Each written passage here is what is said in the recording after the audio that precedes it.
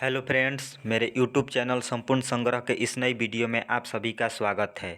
तो दोस्तों, अभी तक हम लोग पीछे की वीडियो में क्लास 12th हिंदी चैप्टर 5 का जितना भी ऑब्जेक्टिव और शॉर्ट नोट्स था कर लिया है। तो दोस्तों, इस वीडियो में हम लोग सब्जेक्टिव प्रश्नों को देखेंगे। तो इससे पहले यदि आप अभी तक मेरे यूट्यूब चैनल संपूर्ण संग्रह को सब्सक्राइब नहीं किए हैं तो जल्द ही सब्सक्राइब कर लें और साथ ही बेल आइकन को दबा दें ताकि हर एक नई वीडियो का अपडेट आप तक मिलता रहे। तो चलिए दोस्तों, चलते हैं अपने प्रश्न की ओर। तो पहला प्रश्न है, मालती के घर का वातावरण आपको कैसा लगा? अपने शब्दों में लिखिए। देखिए दोस्तों, मालती के घर का वातावरण बताना है, वो भी अपने शब्दों में बताना है। जो पाठ में पढ़े हैं, जो आपको समझ में आया है, उसी बातों को यहाँ पर लिखना है। तो चलिए दोस्तों, चलते हैं इसके उत्तर की ओर।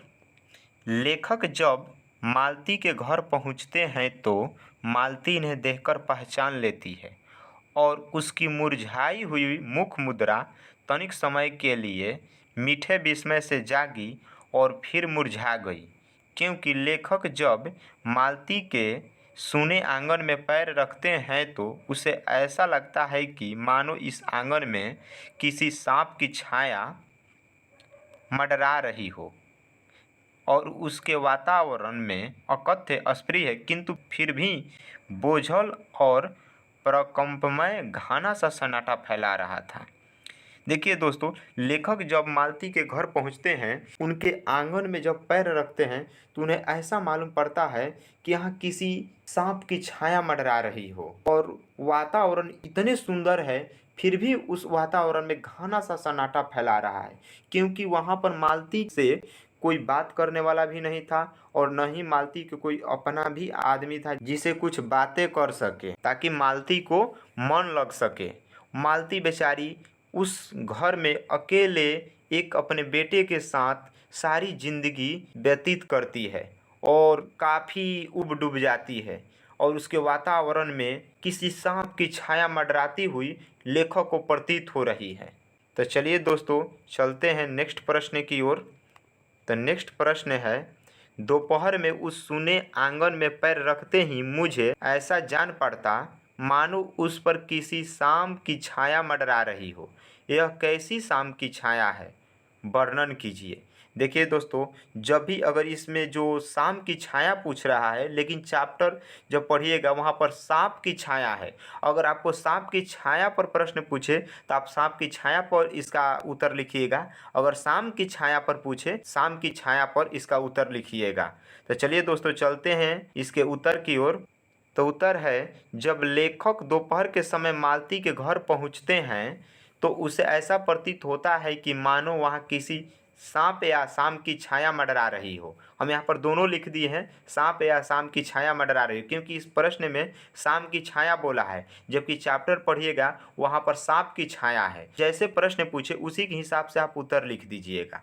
यह सांप या सांप की छाया उस घर में रहने वाले लोगों के बीच अपनेपन, अकेलापन तथा प्रेम भाव के न होने से थी। देखिए, लेखक कह रहे हैं क्योंकि वहाँ पर मालती के घर में न ही कोई अपना आदमी था, अकेला जीवन जी रही थी, और न ही मालती से कोई प्रेम करने वाला था, जिससे मालती काफ़ी उब डूब गई थी। वहाँ के रहने वाला परिवार एक नीरस और निर्जीव भरी जिंदगी जी रहा था। देखिए, लेखक कह रहे हैं कि वहाँ के जो परिवार था नीरस और निर्जीव भरी जिंदगी जी रहा था, क्योंकि वहाँ मालती से बात करके उसके दिल को बहलाने वाला कोई नहीं था। माँ को अपने इकलौते बेटे के चोट लगने या उसके गिरने से कोई पीड़ा नहीं होती है और महेश्वर को अपनी कामकाज से इतनी भी फुर्सत नहीं है कि वो अपनी पत्नी के साथ कुछ समय बिता सके। लेखक कह रहे हैं कि न ही महेश्वर के पास समय है, क्योंकि वो हमेशा अपने कामों काजों में बिजी रहते हैं, और मालती इतनी नीरस और निर्जीव भरी जिंदगी जी रही है, वो उसे इतना भी ध्यान नहीं है कि बेटा के चोट लग रहा है या बेटा गिर रहा है, उसे तनिक भी पीड़ा नहीं हो रही है, तनिक भी दर्द नहीं हो रहा है कि मेरा बेटा गिर रहा है। और मालती के पति जो महेश्वर है, उनके पास तो समय ही नहीं है कि वो अपने पत्नी से कुछ समय बिता सके, पत्नी को से बातें कर सके, ताकि पत्नी को दिल लग सके। यही कारण है कि सांप या सांप की छाया को पति, पत्नी और बेटे तीनों को भुगतना पड़ता है।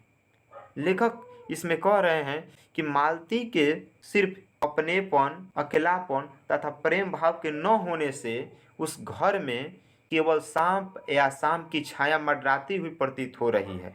अगर कोई वहाँ पर मालती को अपनेपन या अकेलापन का महसूस नहीं होता और उससे कोई प्रेम करने वाला होता तो वहीं उसके वातावरण में सांप या सांप की छाया कभी नहीं मंडराती। तो इस तरह से दोस्तों प्रश्न संख्या 1 और प्रश्न संख्या 2 अच्छी तरह से कर लिया और आगे की जो प्रश्न संख्या है हम अगले वीडियो में करेंगे। अगर ये वीडियो आपको अच्छा लगा हो तो मेरे चैनल को सब्सक्राइब, वीडियो को लाइक और कमेंट करना ना भूलें। तब मिलते हैं अगले नई वीडियो में, तब तक के लिए थैंक यू।